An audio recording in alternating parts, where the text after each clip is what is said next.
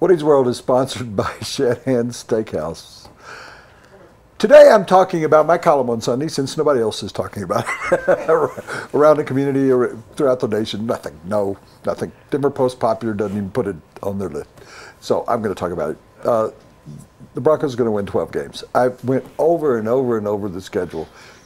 I mean, here's the difference between Mark Kiszla being right and me being right. They play New England here, and New England is not going to win here. That's going to be Cincinnati is not going to win here. They could win in Cincinnati. San Diego, they're going to win 8 home games. They're going to win all 8 home games. They're all teams they can beat. They're all teams they will beat. So what does that mean? You win half your games on the road. Well, they're good enough. I've been told that they have 14 or 16 all-pro guys that are going to the Hall of Fame. They're going to win 4 of the games. I think they're going to lose a division game this year, but win 2 and lose 1. They're going to win at Oakland. Oakland's still not very good. They're going to win it at either San Diego or at Kansas City.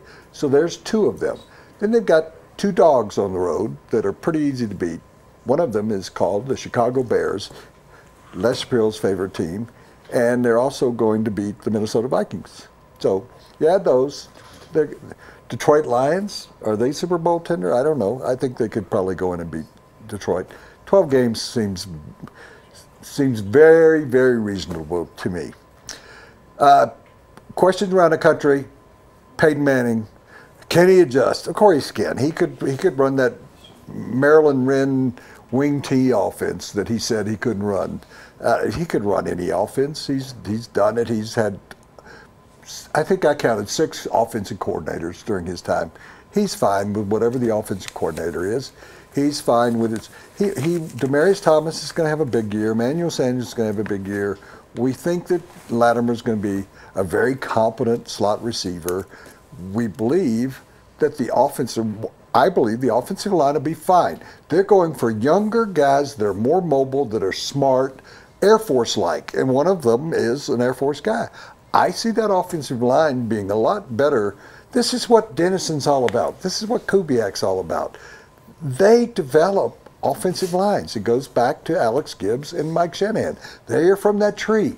They're not going to put guys in there saying, oh, God, we're in a rebuilding mode. They're putting guys in there that actually be able to play. And they've got Louis, my boy, back at right guard where he belongs. And we both like Chris Clark. And Chris Clark is going to be an exceptional right tackle, because he's finally figured out the adjustment. He was a very good left tackle. So I have no problems with the offensive line. Everybody else is questioning it all the time. Wide receivers, fine. Tight ends.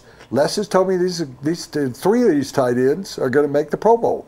Virgil Green, Owen Daniels, and probably that guy Joe Don Tomsula or whatever his name.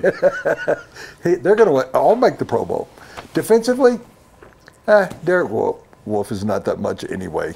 I think they'd go out and they signed Dwight Freeney. John Abraham had concussion problems last year. Get one of those veteran guys like they got Alfred Williams back in the 1990s. You all know Alfred. Get somebody like him that's a guy that's 34, 35, that's been a quality guy. Dwight Freeney, you can pay 1/3 of the time. You pay him like a minute. He said he would come back and play if it's in the right situation. This is in the right situation, with a team that can go to the Super Bowl with his friend Peyton Manning. Linebackers, Trevathan will be fine. They're not going to play all 4 of them all the time.